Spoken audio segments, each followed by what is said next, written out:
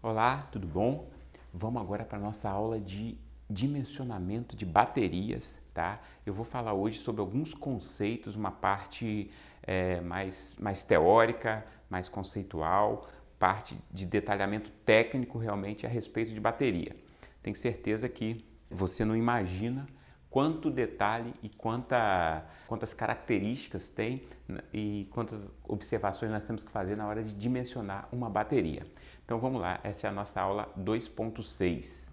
Então você começa a ver aí algumas baterias e o primeiro conceito que a gente vai definir é o seguinte: uma bateria ela pode ser um monobloco, né, uma única bateria, ou ela pode ser formada, ou ela pode formar um banco de baterias, quando a gente precisa de uma capacidade maior. E essas baterias elas podem ser associadas em série ou em paralelo, tá? Com tensões típicas nessas associações, nesses bancos de bateria, tensões típicas da ordem de 12, 24 ou 48 volts. É importante que a gente trabalhe com baterias específicas fotovoltaicas, tá? A capacidade dessa bateria, ela é definida em ampere-hora, tá? E cada modelo, tá, tem uma capacidade. Então a gente vai, na verdade, aprender a dimensionar o total, a capacidade total e depois escolher a bateria mais apropriada em função do seu modelo. Conceito importante que a gente vai ver hoje também é o conceito de profundidade de descarga, ou seja, quando a bateria está totalmente carregada, quanto dessa carga a gente pode aproveitar, ou seja, quanto a gente pode descarregar essa bateria. A gente já viu nas aulas anteriores que não é possível e não é uma boa ideia, não é uma boa opção a gente descarregar a bateria completamente, isso aí nem pensar. Mas sabendo então que você não vai descarregar completamente, quantos por cento você vai descarregar? 10, 20, 30, 40, 50, 60%? A gente vai ver isso bem a fundo aí. A profundidade de descarga diária, tá? Os dias de autonomia, ou seja, se tiver algum problema e você não tiver, os dias estiverem bem nublados, não tiver sol, quantos dias de autonomia o seu sistema deve suportar sendo alimentado somente pelas baterias, tá? Essa é uma pergunta importante, tá? E finalmente, qual é a temperatura de operação? Qual é a temperatura que essas baterias vão funcionar? Isso também é um conceito importantíssimo que afeta diretamente a capacidade da bateria. Tá? E aí a gente tem também um fator de segurança que engloba perdas diversas nos componentes de armazenamento, tá? Na bateria, nos equipamentos eletrônicos, na conexão do banco todo. Então, essas perdas diretas elas estão incorporadas aí nesse fator de segurança. O regime de funcionamento de uma bateria, eu coloquei aqui uma imagem do catálogo da Moura, e esse regime de funcionamento diz respeito a esse determinado modelo, tá? Esse catálogo vai estar disponível para você também logo abaixo do vídeo aqui, você pode baixar e usar como uma referência. E isso aqui está mostrando com relação ao regime de funcionamento, ou seja, baterias elas podem funcionar em regimes de carga e descarga diariamente, ou seja, regimes de carga e descarga constantes, são ciclos constantes, ou em um regime de funcionamento apenas numa situação de emergência, que é o que a gente chama de regime de flutuação. Então, nessa figura aqui, você vê algumas aplicações onde essas baterias elas são utilizadas apenas no regime de emergência. Tá? Energia de emergência. Então, por exemplo, iluminação de emergência, tá? Sistemas de no-break, UPS em centrais telefônicas, sistemas de alimentação de emergência para centrais de telecomunicações, em subestações elétricas. Então, numa central de subestação elétrica, não com a função de alimentar os consumidores. O banco de baterias está lá com a função de manter os elementos de proteção e de comando prontos para restabelecer energia assim que voltar a parte de força, né, que nós dizemos. Então, as baterias elas ficam ali simplesmente para manter os equipamentos de proteção e comando acionados e prontos para que na hora que restabelecer o fornecimento normal de energia, essa subestação consiga alimentar os consumidores. Sistemas de alarme, sistemas de vigilância eletrônica, hospitais, então essas baterias elas não ficam funcionando diariamente nesse regime de flutuação, né? Elas ficam simplesmente na situação de stand-by e só entram numa situação de emergência. Beleza. Essas que nos interessam aqui, ó, as famílias de ciclo constante, ou seja, energia que todo dia é utilizada pela bateria. Então, no caso de um sistema fotovoltaico, todo dia, na parte da noite, ou seja, no período que não há luz solar, todo dia a bateria ela vai alimentar, ou seja, ela funciona em ciclo constante. Então, energia solar, telecomunicações, quando você não tem a presença da rede elétrica, né? Em fazendas onde não chega a rede elétrica, energia eólica, quando tem ausência de vento, né? Então, às vezes, tem períodos que fica sem vento, então você precisa utilizar a bateria. Boias de sinalização marítima e monitoramento remoto. Então, essas são as situações onde você tem utilização de ciclo constante, é o regime de funcionamento.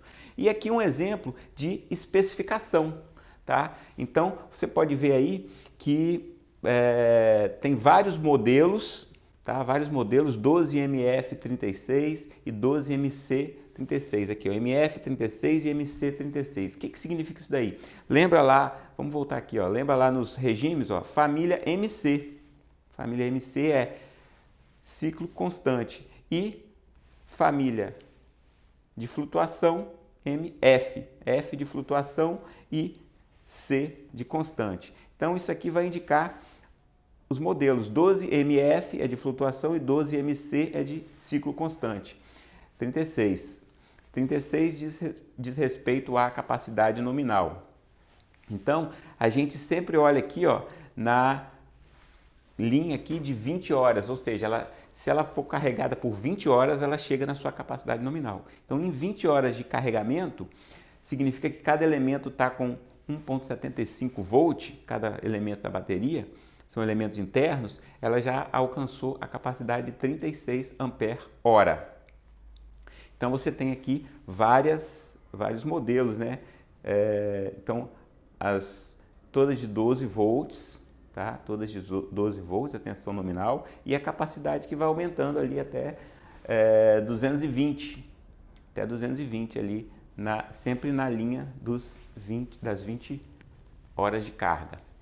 Então aquilo ali é um exemplo, aqui um outro exemplo de escolha de bateria. Então você tem aí o número de horas, tá? De carregamento, então a gente vai sempre no 20 aqui, sempre no 20 e vai escolher a capacidade da bateria em ampere-hora.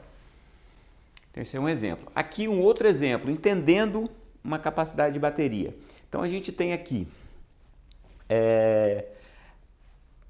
no eixo horizontal, a corrente que você quer utilizar, a corrente de descarga. Então se você precisa, por exemplo, de utilizar 40 amperes, e aqui essas retas vermelhas são o tempo que você vai precisar. Então, se você precisa de 40 amperes ao longo de 3 horas, você vai aqui 40 amperes até encontrar a reta vermelha, 3 horas ela vai te dar uma capacidade de bateria de 120, mas é o seguinte, na hora que você encontra aqui a reta vermelha, você vai procurar aqui a linha cinza acima. Então, a sua bateria aqui na linha cinza é 12MX, né, porque pode ser a MF ou a MC, 175. Essa é a bateria que você precisa. Tá? Isso aí é uma seleção gráfica só para a gente entender como que funciona uma escolha, tá? E como é que é o funcionamento da bateria. E aí a gente tem agora uma outra figura aqui importante, que é o seguinte, ela diz respeito à redução da vida útil em função da profundidade de descarga. Então, olha só, aqui ó, no eixo horizontal, 10% 10% de profundidade, 20%, 30%, 40%, 50% até 80%. Então, com 80%, se você fizer uma profundidade de descarga de 80%, sua bateria quase vai chegar a muito poucos ciclos. Então, aqui seria 100, 200, 300, ela vai trabalhar com em torno de 200 ciclos só. Ou seja, diariamente ela não vai dar nem um ano, né? 200 dias só ela vai funcionar. Então, isso é muito ruim, você não quer que isso aconteça. O fabricante recomenda que se trabalhe em torno de 40% a 60% de profundidade de descarga, tá? Com 40% de profundidade de descarga, na família MC, que é a de ciclo constante que a gente vai utilizar, ela tem uma faixa aqui, ó, você vai procurar por aqui, ela tem uma faixa aqui de uns 750 a 800 ciclos, se ela tiver uma profundidade de descarga de 40%. 750 a 800 ciclos, isso corresponde aí a uns 2 anos e meio, a mais de 2 anos de vida útil, né? Se você trabalhar com uma profundidade de descarga menor ainda, então, por exemplo, se você trabalhar com a profundidade de descarga de 25%, olha só, 1.500 ciclos. Então, prolonga bastante a vida útil. 1.500 ciclos, se você dividir aí por 365, né, você tem uma quantidade de anos aí significativa. Outra coisa que influencia bastante na vida útil da bateria é a temperatura. Então, à medida que a temperatura aumenta, olha como é que cai a vida útil. Então, por exemplo, aqui até os 40 graus, a vida útil dela está em torno aí de 90, está numa faixa de 90 até 95%. Se você estiver trabalhando nos 30 graus, ela está nos 100% da vida útil. Então, o ideal é que você consiga deixar essa bateria aí numa temperatura de 30 graus, 25 a 30 graus. 25 é a temperatura padrão de teste para ela, é o ideal. Mas até os 30 graus tá ok. Nos 40 graus já começa a cair um pouquinho a vida útil, mas ainda está aceitável, 95%. Só que aí daí para frente, ó, despenca. Então, se ela estiver trabalhando com 80 graus, a vida útil dela zero, ela nem funciona, ela já estraga, tá? Então, muito cuidado com a temperatura de funcionamento da bateria também. E aí, a temperatura ela influencia, além de reduzir a vida útil, ela influencia também na capacidade de carga, ela diminui a capacidade de carga. Então, a gente tem que aplicar um fator de correção que é em função da temperatura. Então, por exemplo, em 25 graus Celsius, a sua temperatura o seu fator de correção é 1, ou seja, não muda nada. À medida que essa temperatura vai aumentando, é menor do que 1, ou seja, vai reduzindo a capacidade de carga. Então, esse fator de temperatura, ele é multiplicado, tá? Ele é multiplicado, então ele vai acabar reduzindo a capacidade de carga da bateria. Então, se uma bateria é de 220 ampere-hora, por exemplo, e você está aqui na faixa de 37,8, você vai ter 91% desses 220. Faz essa conta aí. 220 vezes 0,91, né? Vai tirar uns 10% mesmo, mais ou menos. Vai cair para menos em torno de 200 amperes. Então, é uma perda significativa. Ao passo que se essa temperatura for menor, tá? É a temperatura no eletrólito, a temperatura no interior da bateria, se ela for menor do que 25, então a capacidade da bateria vai aumentando. Então, ó, fica maior do que 1, começa a ficar maior do que 1. Né? Então, se ela for em torno de menos 1 grau, ela já é quase 50% a mais. Tá? Então, realmente, isso aqui é uma tabela referência da norma I3E. Agora a gente vai falar um pouquinho sobre tipos de associação, alguns exemplos e como é que isso funciona. Então vamos considerar um exemplo aí hipotético de 4 baterias estacionárias fotovoltaicas de chumbo ácido de 12 volts e com uma capacidade de 80 ampere-hora, sendo que elas estão funcionando por 8 horas, ou seja, tá, eu vou estar com uma corrente de descarga, uma corrente de alimentação dos meus equipamentos de 10 amperes. estou com 10 amperes aí na minha bateria. Então, se ela tiver numa associação paralelo, ela vai ter a mesma tensão em cada bateria. Nessas 4 baterias, todas as 4 vão estar com a mesma tensão, mesmos 12 volts, porém as correntes vão se somar. E aí a tensão total no banco vai ser 12 volts e a corrente total do banco vai ser 40 amperes. E aí você tem então um esquema elétrico aí de interligação. Lembrando que na ligação paralela você liga todos os polos positivos e todos os polos negativos da bateria do outro lado. Então você vai sair com um polo positivo e um polo negativo de 12 volts e com uma corrente total de 40 amperes. Já numa associação do tipo série, né, você vai ter a mesma corrente em todas as baterias, ou seja, se cada bateria fornece 10 amperes, você vai ter 10 amperes em todas as baterias. Vai ter uma soma das tensões, então se cada bateria tem 12 volts, você vai ter um total de 48 volts. E a corrente do banco vai ser a corrente de uma única bateria, vai ser os 10 amperes. Aí você vê um esquema de ligação onde sempre o positivo de uma bateria é ligado no negativo da outra, positivo no negativo, e aí você tem então o banco de baterias com a tensão total lá de 48 volts. Ou você pode fazer também uma associação série paralela. Na associação série paralela, você vai somar as tensões de cada string, lembrando que uma string é uma fileira em série, então as que estão ligadas em série vão ser somadas a tensão, e as que estão ligadas em paralelo vai somar as correntes, ok? Então, a gente vai ter uma tensão total, já que tem 2 baterias em série, como você pode ver aí na figura. 2 baterias em série, 2 vezes 12, vai ter 24 volts na tensão total e vai também somar as correntes. Cada bateria, cada ramo, né, tem 10 amperes, na hora que soma 10 com 10 vai ter os 20 amperes no total. Então o banco de baterias aí nesse caso tem 24 volts de tensão e 20 amperes de corrente. Beleza? Recapitulação, tá, dessa parte série paralelo aplicado a baterias.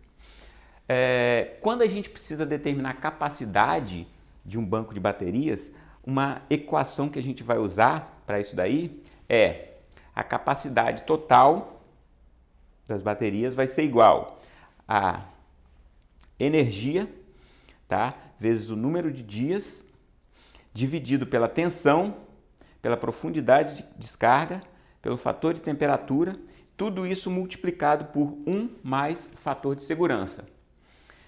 Como é que isso aí vai ser aplicado? A gente tem aqui então uma simbologia para cada um desses aqui: capacidade total das baterias é o CBAT, energia total demandada diariamente, número de dias, profundidade máxima de descarga, tensão da bateria, fator de correção por temperatura e o fator de segurança. A gente vai fazer um exemplo aplicando essa fórmula e isso vai ficar bem claro. Depois que você chega na capacidade total, você precisa determinar também o número de baterias. Então, o número de baterias total vai ser o número de baterias em paralelo vezes o número de baterias em série. Tá? Número total, número de baterias em paralelo, número de baterias em série. E para isso tudo ficar mais claro, né, eu vou propor para você praticar esses conceitos aí. Você pode assistir essa aula aí várias vezes, praticar isso aí e quero que você faça o seu famoso exercício prazeroso de casa, tá?